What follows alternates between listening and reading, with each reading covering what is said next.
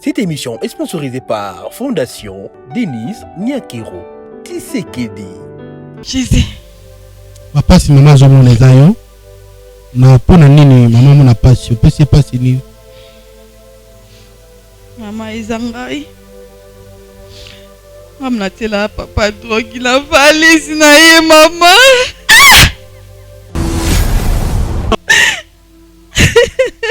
Maggie. Maman Vanda à côté le matin s'il vous plaît.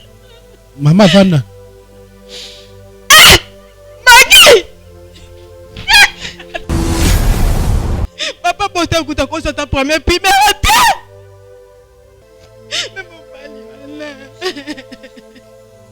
Papa on a joué moi na mukena âge de 10 ans.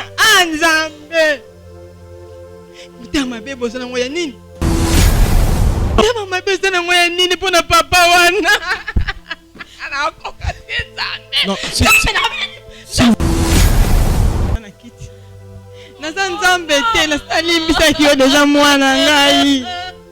Nzambe.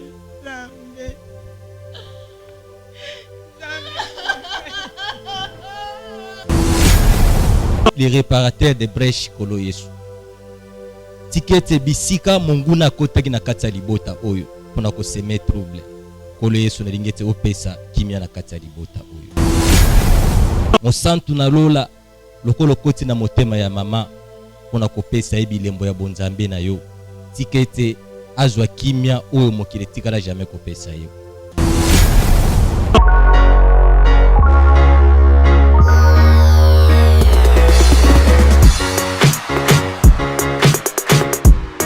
Mesdames, Messieurs, bonjour. Bienvenue sur votre chaîne Chebiso Télévision, la chaîne qui vous ressemble. Un grand merci à tous nos abonnés de Chebiso Télévision. Oyo bandima pe bapona biso, basala pe biso confiance. Nzambe apambola bino, nzambe afungola lola pona bino, mapambole koya. Avant tout, avant de commencer cette émission, mesdames, messieurs, je profite pour dire un grand merci à notre sponsor officiel parce que Yende azali sponsor ya émission oyo soki bolandaka biso soki tosalaka émission oyo tope ndenge lekaka kitoko boye parce que toza na sponsor fidèle ye atikaka biso te ye apesaka biso nyonso tozali na bosenga donc comme na ye Jésus-Christ de Nazareth yende sponsor officiel ya chaîne oyo chez Biso Télévision ainsi que cette émission. Bravo Jésus-Christ. Merci beaucoup na bandeko nyonso babengaka biso pona ba idée ba remarque bobenga biso na numéro oyo olingo pesa mwa likanisi olingi pe o soutenir émission o na bakango toza na besoin ya soutien na bino parce que pour produire cette émission ça demande de l'argent et au senga makambo belé mais nzamba ko batela to ko sala la bino yango donc sepelisa biso pe soko sepela émission yo na quelque chose to senga pe belé ne fisque un petit rien micro cravate jusqu'à présent to ko zela muta bonne foi mutamuté à malam kota nzambe nyongo s'il vous plaît toko senga micro cravate po ete émission oyo to longola ba micro oyo na kanda mutu pa koza micro ba mutu musu na lisu raison pour laquelle to molinga to tcha ba micro cravate to bongisa pesi mabomoni ke si manabiso eza boko déclarer que ezali malamu te to me kompe ko chama rideau et au senga makoki moto nyonso ya mutema malamu bo soutenir émission Oyo Bravo Jésus-Christ toko pesaka lukumu pa ya nzambe. Un grand merci aussi na fondation maman Denise Nyakeru le lenge pe ako soutenir moi na Eshik Mukadi. Un grand merci aussi na fondation maman Sheila Mwanda donc maman fondation maman Sheila Mwanda yende azali pe partenaire na biso mususu désormais awana Chebiso Télévision matali ba rentrée scolaire ya bana bobenga maman chez la Mwanda botinda contribution na bino pona ba orphelin ba ko zonga classe malgré ba classe ngo zongi mais ba pousse biso 6 semaines prochaine on a encore une semaine pour être bana wana ba ko récupérer ba kende classe benga biso to en contact na maman chez la Mwanda pour être ba orphelin ba ko zonga classe. Merci mingi na ndeko Belvic Kandi ndenge pe penser ki na ba partenaire na biso mususu un grand merci pe na ba oyo nyonso balingaka biso te mbote na bino esika bozwami nzambe apambola bino nzambe abakisela bino mikolo na se ya mui awa na bosani te ba o balingaka biso mbote na bino Yo lingo kota na groupe na biso ya Bravo Jésus-Christ tous ba conseil, il y a Thomas Fabien, benga biso comme ça to kota yo na groupe il y a Bravo je suis pas seul. Papa Fabien n'a pas si mbote. Mbote papa chic. Sango nini? Nzamba lola azobatela. Malgré téléphone et bongi. Batbao benga de partout. Tozo tomate, tozo to. Je vous signale que Thomas ba yibaki téléphone. Ozo sala neni na batuto ko kama na ba prière tout comme ça. Oui, c'était le vendredi vers 19h. Nde na bungisaki téléphone ezaki na kati ya mutuka kaka nezaka uvandi na mutuka neti mwa pongi mwa muke ka yibinga na kokita na meka téléphone boezate na commission nazo benga téléphone ezana muto azo rejeter l'appel. C'est depuis le vendredi na yebike ba ndeko ebele ba lukinga ba moninga te. C'est parce que na bungisaki téléphone baza tellement ebele na France wana na États-Unis boyeba ke na bungisaki téléphone yango bomoni ces derniers temps téléphone na ngai ezoleka te. Émission chikoleka batunaki suite esuka ilolenge nini mama oyo abongisaki mwana koyeki na libulu babi faut pesa suite à chaque émission à sika conseil ni opesaki bango lolenge ni orientaki bango na ndenge mwana koyeki na libulu akufi et puis il pas akufi libana mibale orienté ki bango lolenge nini.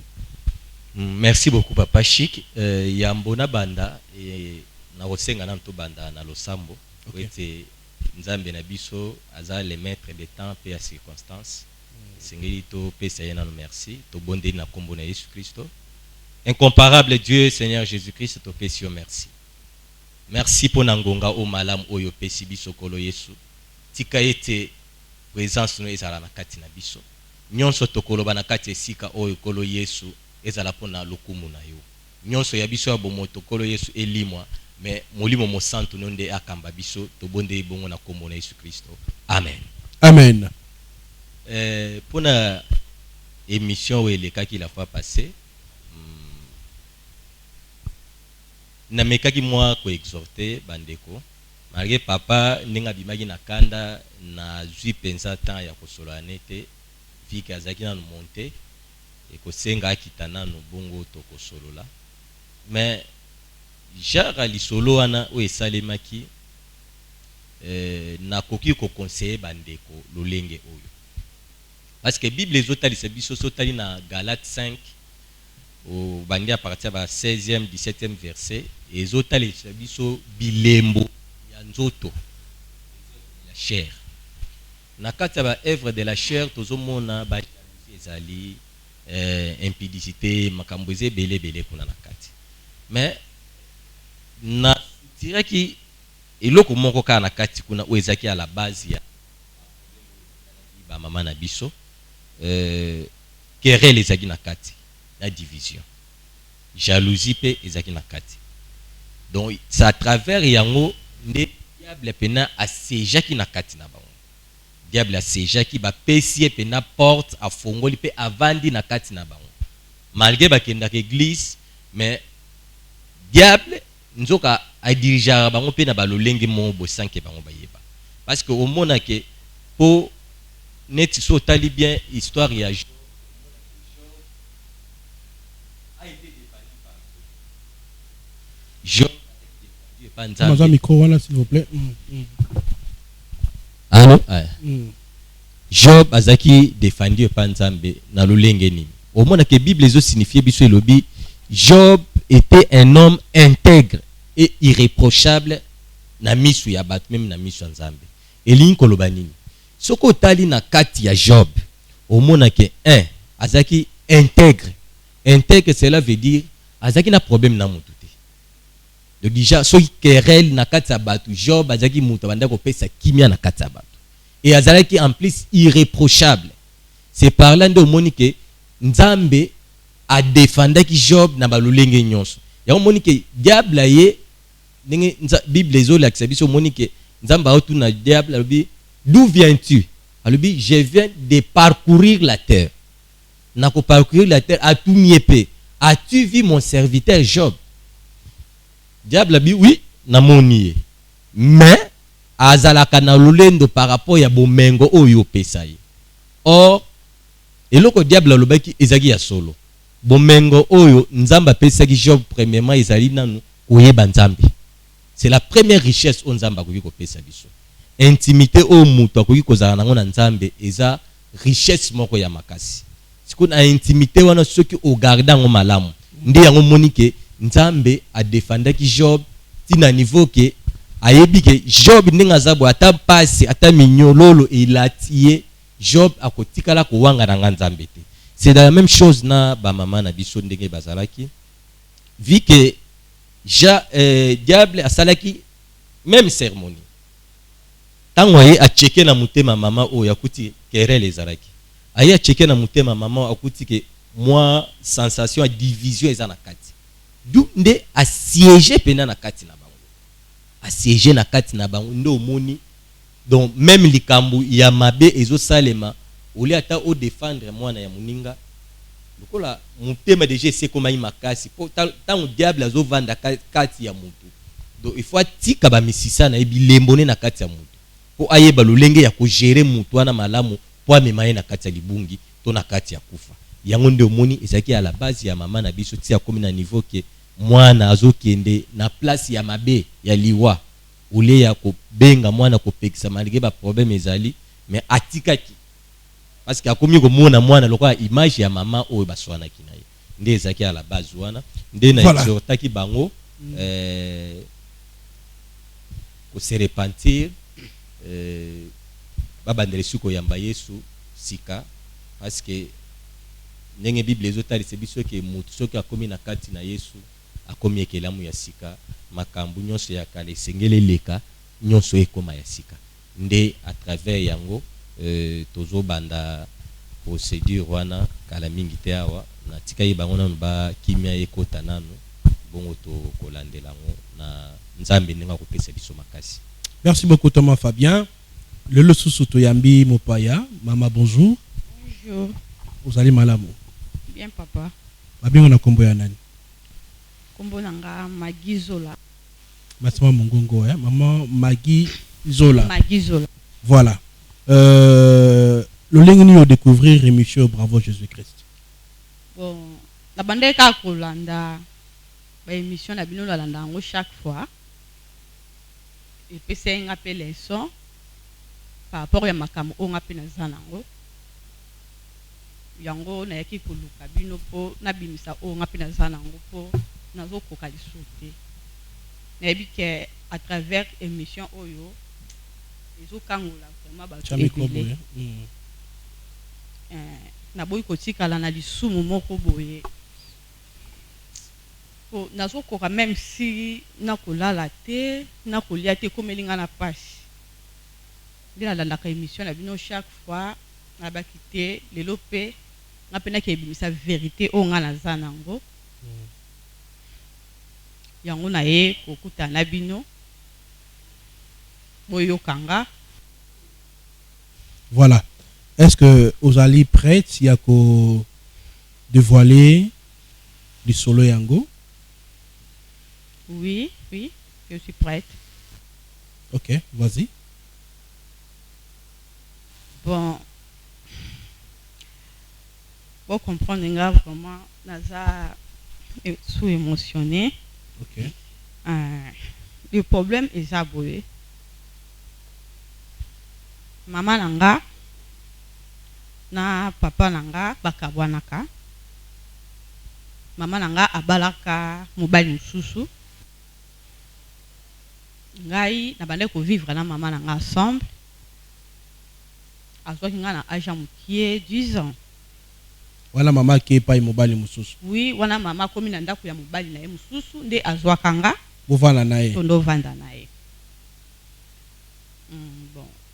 Ndenge ezalaka kaka na ndako moi éducation. Papa wana bande ko apprendre nga. Nga ndo mona te maza papa na nga te. Na no mona azonyokola nga. Makamni ando sala yo mona yiki ando ekonyokola yo. Onde ezalaka ke lensu batino ma mutinda moko boke ite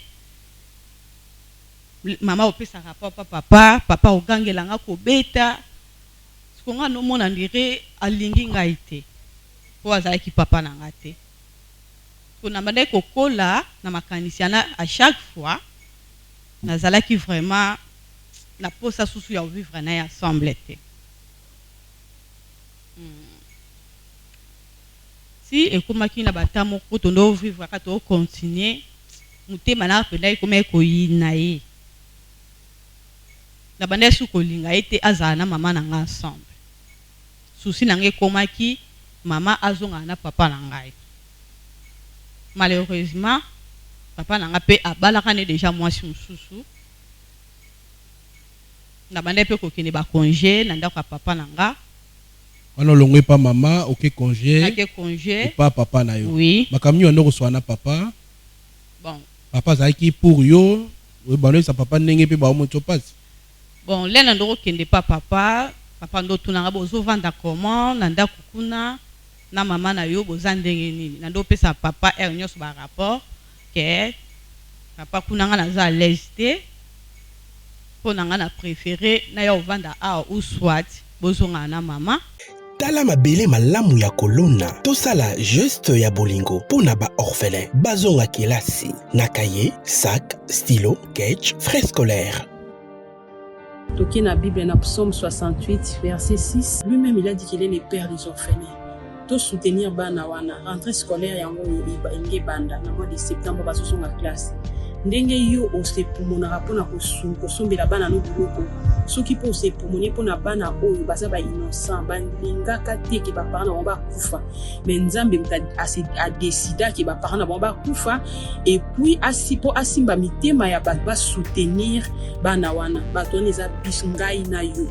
Pona participation na yo benga orphelinat chez la Mwanda na +1 443 68 36 670 plus 243 99 59 57 089. Mais siko na nyonso wana wana ko sala papa yebaki que ba moto passe. Oui, papa yebaki pona ndo pesi ba rapport nyonso. Si na banda ko kende kuna à chaque fois na ndo yebisa ye. Papa nga na za l'aise te. Papa wana azonyo kola ngai naza bien te nyonso ko gangela ko beta ko finga on dirait yo papa na nga okufa na ndo ko kalisute bon yango wana papa pe ndo yebisa nga que yo mama na o déjà ndimaki ko zwa yo nga na ko récupérer yo bongo te mama na o pe déjà abala nga pe anaza na mwasi na ngai pe naza kimia soki oyo otila nga peut-être désordre na ndako na nga na préférence zala kuna epa ya mama na o mais papa nyonso azaka ka papa. On a conseil ya papa Moboti na yo. Oui. Et pourquoi c'est là qui conseil on a te ya papa Moboti? Bon, na salela ki ngote po nazala ki kimia te. Na kati ndako soki oza kimia te ata makambo malamu ezo ya okokoka te parce que esika oza à l'aise te. Na bana vraiment kokoka te. Na kometi na niveau ya koluka kotiela papa wana eloko mabe akufaka. Obomaye. Na bomaye. O tikala sikoyo assurance nous a dit na ngoya komona ke soki papa wana za susu te mama na yo ba kozonga na papa. Bon nazaki na assurance wana pona mona ki papa na ngai o abotinga ndenga azalaki na mama na nga mama na nga moko nde mutu abebisaki po bakabwana na papa yango na yebaki ki à travers nga tema na za mwana ya liboso alingaki peut-être ndima nga bazonga na mama. Selon yo papa na mama bakabwana rapona nini? Bon selon nga ndenge na yokaka histoire papa mama abandai koyebisa nga que papa abandai kozonga nyonso ndako butu minuit et bandaki kosala ye bien te. Avandisaki batu ba famille bandoko lobela toujours ka pona likambo yango mais papa bandai ko changer te. Bon papa pe raison na ezalaki que et les beau diminuer volume à télévision. Papa raison na ezalaki ye akbimaka akendaka da basité andoko kende ambiance na ye po aza mutu ya ambiance. Bon maman ndoko kokango te po na zuwa kaya bo mama akokaki te yango asupportaki kovanda susu na papa te andime bakabwana. Ok. Après pourquoi yo préférait qui papa zena makoki akozwa en charge te on dit mais na yo kovande pas maman na yo po maman azwaki mobali zena makoki. Qu'est-ce qui a fait que non papa le ba que non au vanda la maman abino? Bon papa le ba ki bongo po mama boyaka. Le papa yesaki atikala nanga mama boyaki. Mama boyaki abina sa mwana mwasi il faut yemoko encadrer ngai. Nde nakendaki na mama papa pe aboyaki abisava ko ndimi ko za mwana mwasi yo mo supporter na nyonso. Nde tokendaki na mama. Bon beta lisolo sikoyo eloko ni ememi oyo oyebisaka ndenge olingaki papa abino te papa moboti na yo te nini ememi na télévision ba olanda yo nini ememi yo? Eloko vraiment ememi nga awa naza cause ya souffrance ya mama na ngai. Komona mama na nga niveau akomeli nazalaki mwana mokie na koli nazokoka lisusu te namonaki koyebisa ye moko engememelanga peut-être problème yango na monaki kena ya awa peut-être awa nde eza au secours na nga pasi oyo nazoyoka na motema na nga sikoyo nakomaki na point ya kozwa même verre na buki yango mike mike na lambi yango na fufu po na pesa mobali ya mama na nga lia akufa kaka mais alia yango namona esala eloko te. Bon na bana pe ko comprendre te pourquoi esala mabongo ti ekomaki ke bazo imiter na musala azo voyager à Okende de France de la monaki une bonne occasion pour nangai na kele ko luka drogue de na zwaka drogue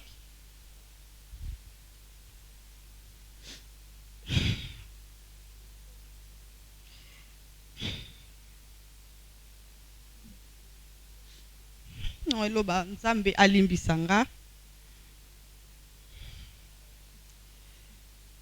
naza vraiment tranquillité na makambo nyonso nakomi na ba culpabilité même nazo vanda nazo lia nazo solola eloko ngo ezozongela nga chaque fois. Vraiment je suis désolée nzamba fortifier ngai na bimisa vérité oyo na tielaka papa drogue nakati ya saki na bilamba il a voyagé akomi na poto na ndenge basala ba contrôle baya komona drogue wana na kati ya valise na ye. Bon nde babetaka ye tonga babetaka kuna nde esalaka ye mwa trouble mental papa ya kozonga barefule ye nyonso ya papa esili papa komi par terre bambongo asalaki nango esili bamituka na ye ateki bamapangu nyonso bateki. Lelo mama na ngai azosanga na place ya kovanda kozi na ngai naoka pasi mama na ngai kumotelengana vi o mama na ngai azalaki nango yango azala yango lelo te ezalaki bomwana moto esalaki ngai nga namona eloko ya papa wana azonyokola nga nzoko na bandaki koedike nga mpona azala bien lobi lelo yo tozangi place ya kovanda mama na nga komi kosenga même na ba 1000 francs akozi na ngai yango na ye nzambe alimbisa ngai. Thomas Fabien, vous intervenir le lengeni na lisolo yo. Merci beaucoup, Papa Chic, pour la malobo pesinga.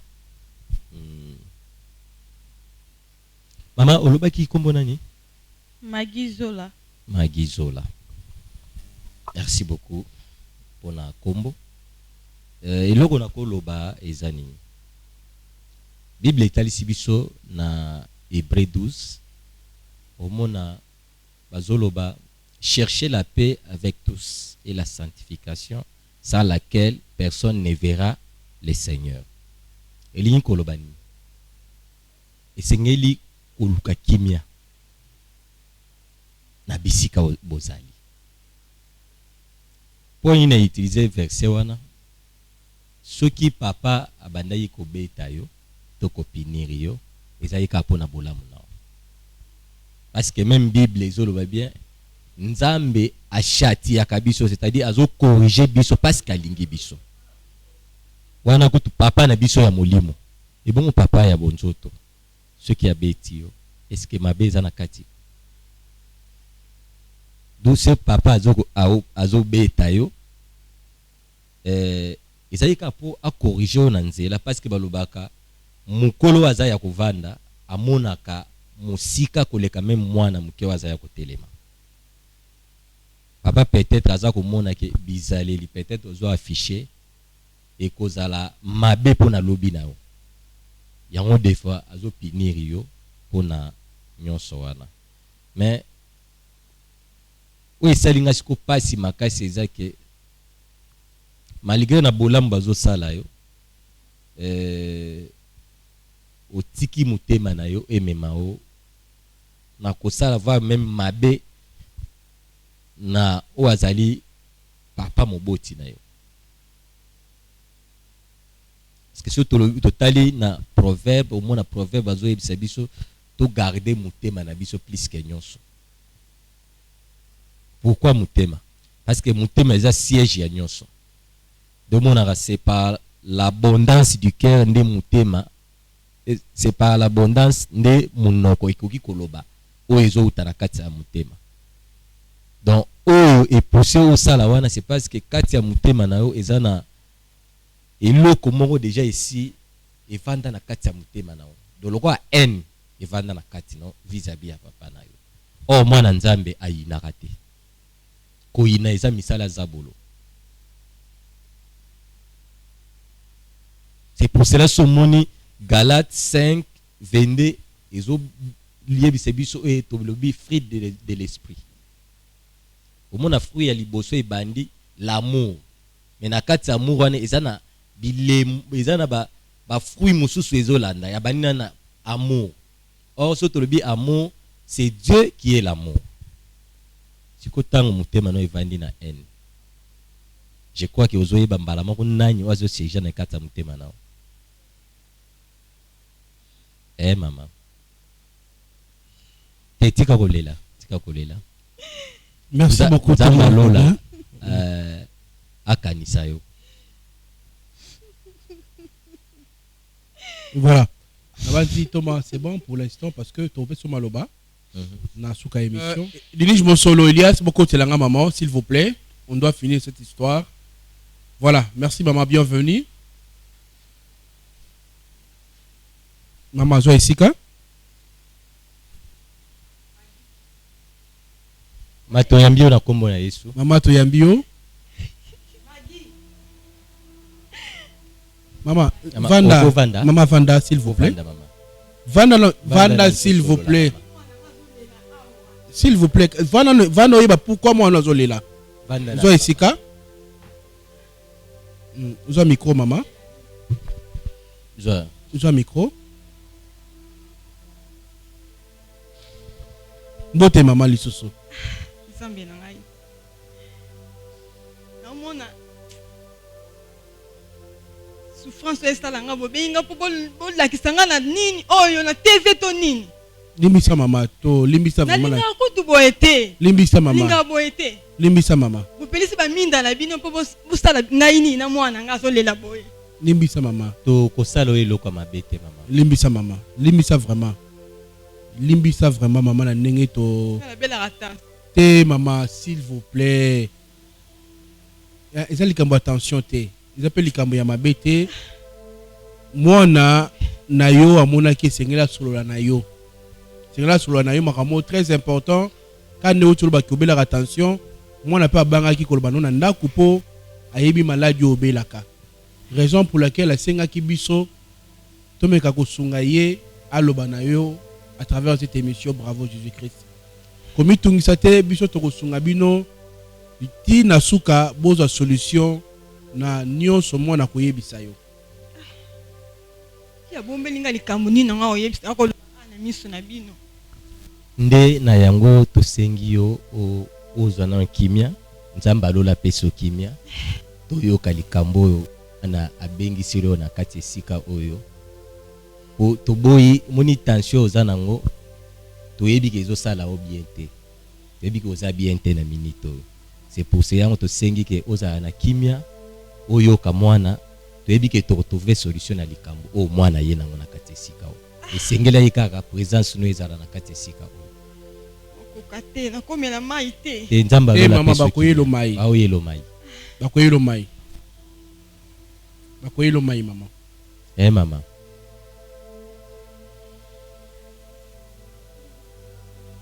mbala moko bopesi ngata mbote na répondre te non kokate te tozo comprendre yo tozo comprendre maman biso de comprendre yo la grande pangu sama ya miso s'il vous plaît peux-tu aider à maman ya koyebisa ye makambo ifalo yebisa ye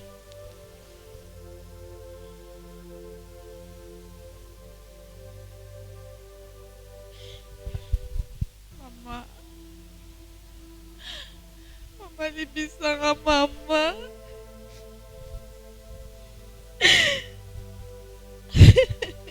Magi libisa yo likambo nini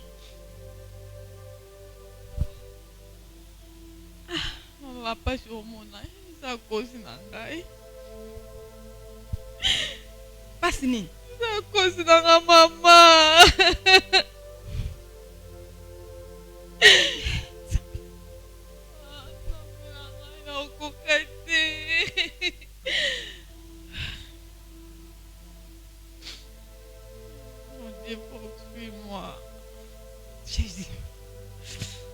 Jésus pianga kimia.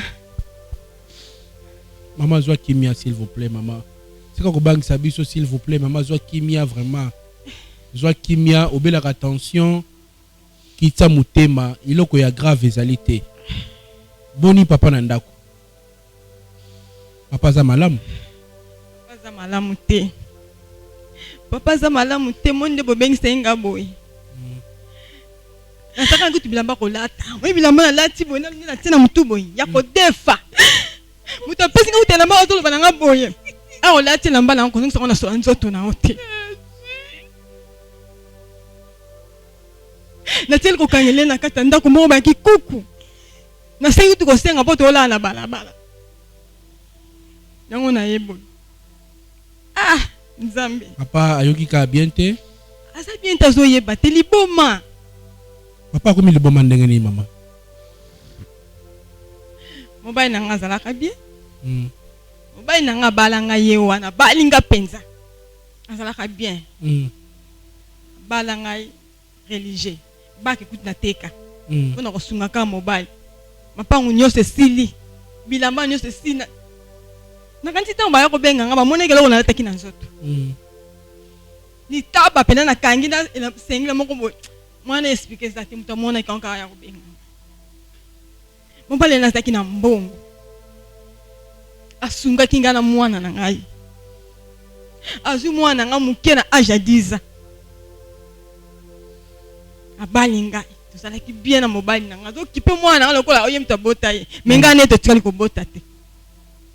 Azoki mwana nga lokola mwana na bina awtini mkongo na ye. Avagi. Ake poto. 4 ans passés na moni mobile aye ko zonga. Ozonga normal akomi do aso besu makamute lokola liboma moko ebande na encore malem. Na sali makasi nyos na sengi na Nzambe sunga ngai. Opesi nga libala bien. Oba libosa bala ngai te. aye kobala ngai norenga na bafamille na ngai alatinga alliance sunga ngai tobundani titititi nateki biloko nyonso oyo akoseka baseki baba obakela ngai so nakotanga esenga bazobwakela ngai soi mpo na mobali na ngai bimbe ezali koloba na pasi na bisengo tokumisa kaka navandi na mobali na ngai na pasi navandaki na bisengo nakomi na pasi navandi na ye kaka bokozalaka na ye nakozalaka na ye mpo na miso ya nzambe tolobaki yango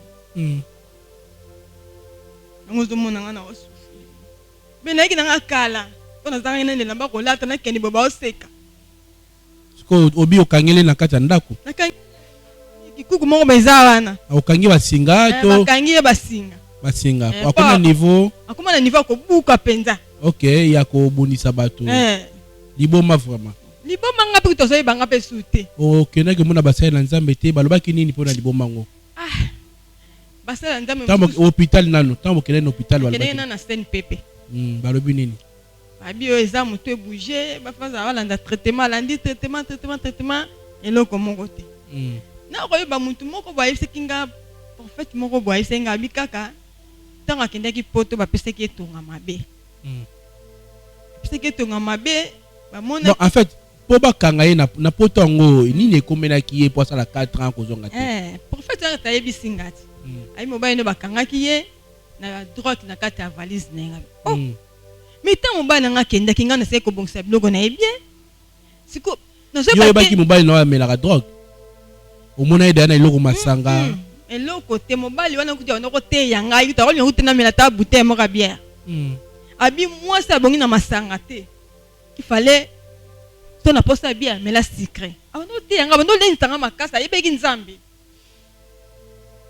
ayebi te etango yokaki ke bakangi na drogue omonaki yango ndenge nini esala yinga pasi esika wana nde sikoyo ne tension ebanda yinga ebanda ye wana adaptation ebanda yinga wana nakoyaka na miyebaka te si naye kokoma naye kozonga nde nazalaki bien azolendisanga kaka azolendisanga bato kutu baloba na ngai okangami kaka na mobali ya liboma okobwaka ye tozwa mobali mosusu ngai abi te wana ya mobali na ngai abalanga bambula ebele boza na ye ka liboma wana bambula ebele ndi tozaka ka liboma donc nakotika ye te tozala ne kaka soki nzambe akosala nga grâce asali ye grâce azongisi ye normal ndenge eza wana. Voilà, la grande nini okoloba na mama na nyonso alobi mama na osenga yo oyoka mwana yo na bokebi mingi oke na bokebi nyonso magi nayoka na bokebi nyonso eza nini osali moto mabe kuna Mama violenga te. Limbisanga mama. Limbisa na likambo na yebi te mwana ngai. Oza mama la ngai luka pesi na motemo limbisanga mama.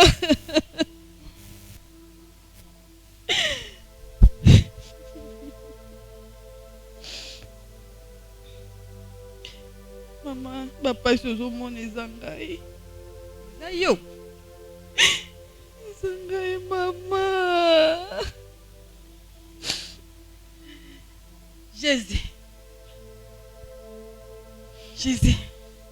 Papa si mama azomona eza yo na pona nini mama mona pasi opesi pasi nini mama eza ngai amna tela papa drogi la valise na ye mama.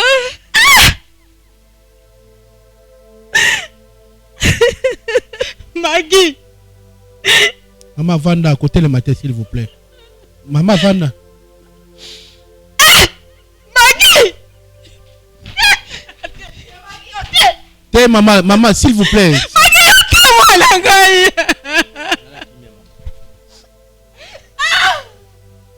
Maggie ne passe pas papa la bakoli. Papa bota kuta kosa ta première primera te. Mais mon bali wana. mwana mukena aja 10 ans. Anzambe. Mutema bebo zana ngoya nini? Atangisa ba classe ba université. Mutema mabe zana ngoya nini pona papa wana? Ana kokate zane. Non, s'il vous plaît, Tolanda Sport Oyo, et puis on se retrouve après. Lelo na Kinshasa, eza lisusu pas cité ya kolonga la statue ya locateur. Peko koma kololo pango. Occasion à ne pas rater. Bas terrain à vendre, ya ba dimension. Lokola 20 sur 20, 20 sur 17, 20 sur 15. Na quartier Pibois, commune en télé. À un prix hors concurrence. Inutile ya kokende musika. Rejoignez-nous na nouvelle cité exaucée patience. Préférence juste na entrée Singaya Inga na Bibwa à 20 minutes ya grande route na Simaya concession Niembo Chabani. Ba abonné nyonso chez Biso Télévision, o ezali cadeau pour na bino ta côté na ba bureau ya quartier na se renseigner en tout cas mabele yango yo. Cadastre mamunyoso normal na prix moko abordable. Donc wela déjà benganga na lombango po ozapesika na yo. Bino bomoni kenga mona tamboli. Na tamboli mai ezali peso lingo esika ya mai ezali. Esika ma ya plat ezali olingo mona ngomba donc tout ezali awa. Donc bobenga biso na lombango. Shiki mukadi yeyo na mabele na kiti ya musika te. Bibwa donc entrée à station Bibwa Koti 10 minutes et belé au commune Sikawana. Quartier Bibois, ils ont déjà habité depuis Kala. Courant na Maï et Kota déjà Kala. Profitez na occasion Oyo pour Okoma propriétaire Yalopango. Pour tout contact, bengabiso na numéro Oyo. Plus 243 82 01 22 226. De retour sur ce plateau, mesdames, messieurs, c'était là les spots comment Kolo Lopango na Mongo ya Moké. Et puis Fondation Maman chez la Mwanda. Fondation Maman chez la Mwanda. Basali biso lolengeni to kosunga bana bitike to sunga bana kelasi yango yo tona reta me kelasi yango yo ba pesi biso sur une semaine to tina na lombango to benga maman chez la Mwanda to tina contribution na biso pour la rentrée scolaire ya mois o ya année oyo. Mesdames et messieurs, ça fait très mal comme histoire. To moni maman lolengeni na ko to kataki sengala to calmer maman po to boyi sous makamwe comme l'autre fois et comme on a plateau lelo maman nangai. Dans tout ça, ni mon kolo bala mwana yo. Maggie na bengo 3 fois. Maggie mwana ngai. Mwana kana bota moko na vie. Ya mobali tepeka ya mwasi. Yo no koko sunga ngai. Yo no koza libalo balo sunga mama na yo. Maggie, o salingango. Na papa sinyoso. Si te so nyoso mobile nanga abimi na vie. Ndenga kende ki poto. Nzora yo nomto tele ki mobile nanga drogue. Papa oya bokoli atangisi yo. Papa na sunga yo te. Obano keli ba konje papa na bano pia oni. Ozo mwana rappelé ma be papa na sala ngai te.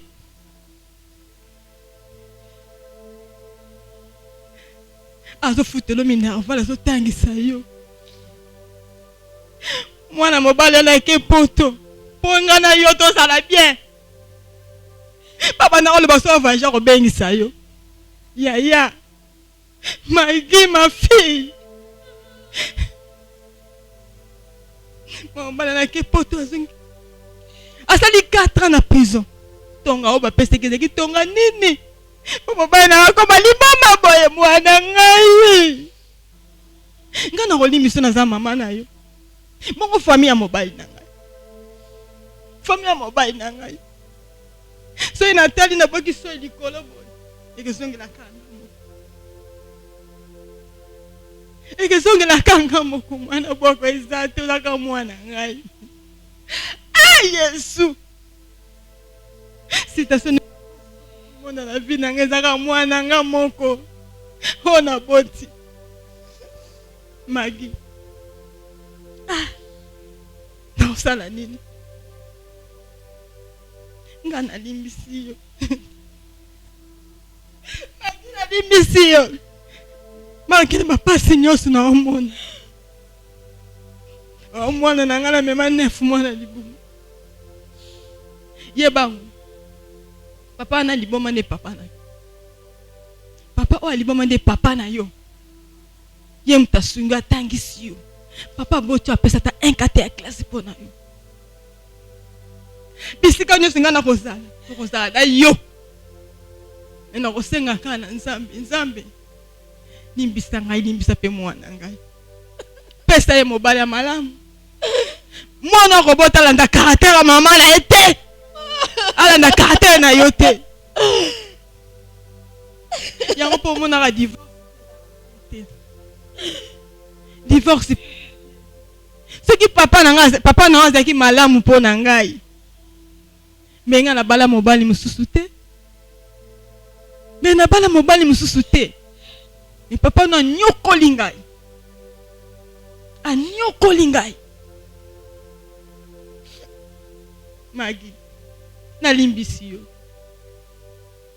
Belle famille na nga na ebite singa na osuka ndenge nini. Na minute oso balanda nga na ebite nga suna osuka ndenge nini.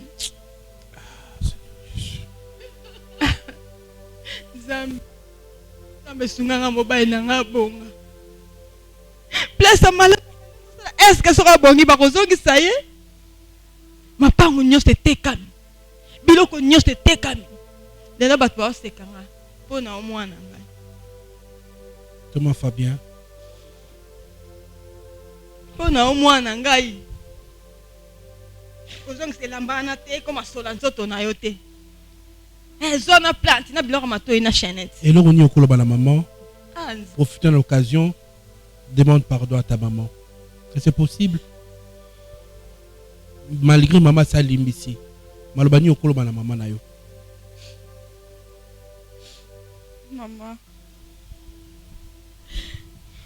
Merci ando limbisi ngai. Maman on ando sola na bande komi ebate.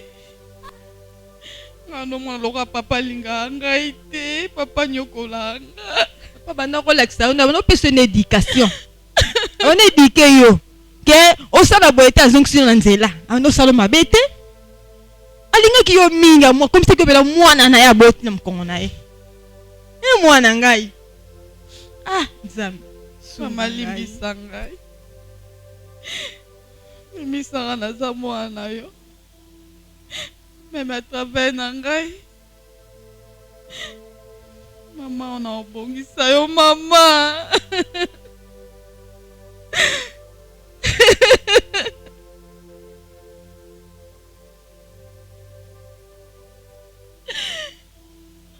Maman.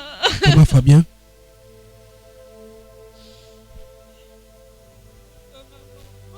Nzambe te vanda na kiti. Nzambe te na salimbisa ki yo deja mwana ngai. Nzambe.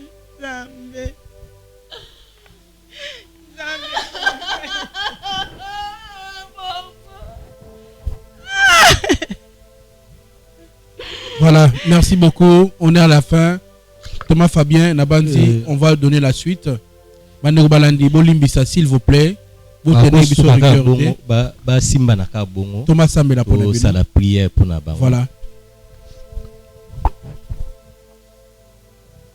Mo santu na lola kolo Yesu na pesi yo merci.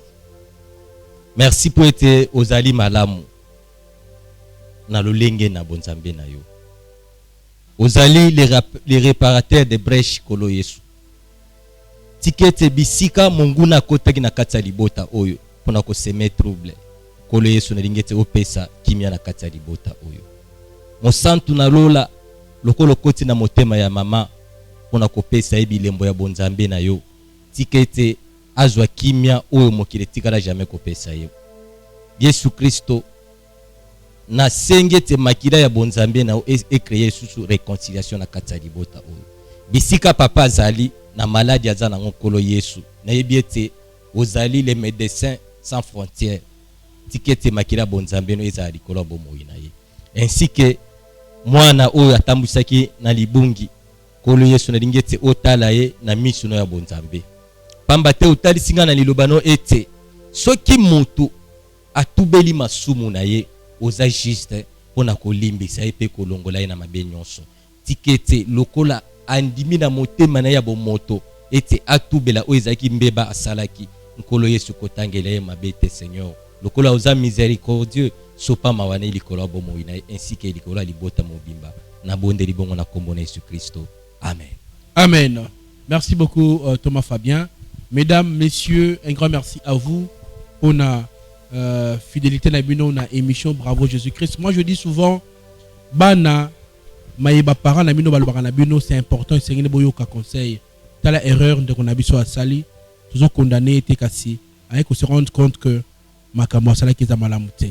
Des fois ngana lobaka nzambe kaka. Mesdames, messieurs, pour soutenir l'émission yo. Donc chez Bisso Télévision azo senga pe na montonio sa bonne foi. Tout ce me la Bisso émetteur parce que désormais c'est tout diffusé yango chez Bisso Télévision comme on a TNT kasi ezo senga biso montant moko $5,000 na bandeza mon ebele mais pona bato balingaka Bravo Jésus chez Bisso Télévision eze ebele te. Na yango to senga ka $1 na yo otini na RTL Monnaie Orange Vodacom M-Pesa et comme Nabiso. Un grand merci à sponsor Nabiso Jésus-Christ. Merci à maman Denise Nyakeru. On se retrouve la semaine prochaine pour un tout nouveau numéro. Bye bye. Shalom peuple de Dieu partout dans le monde. N'ayez pas solution et les bons couples. Les bons couples, ils ont traité faiblesse sexuelle, éjaculation précoce, hémorroïdes instinct. N'ayez pas que les couples belés, batu bozo mitungi samapona yango. N'ayez pas que otamboli mingi. Oluki solution zo mona na karate. Menzamba pesi mama Seramboyo mayele ya kosala kisi na cabinet na biso pona ko traiter ba couple oyo ekomaki déjà fatigué.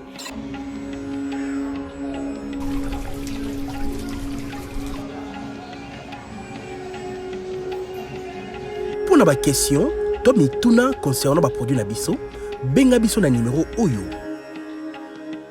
Tozwami bongo na commune à Kalamu, avenue Poko numéro 33, référence Wenze ya Kauka.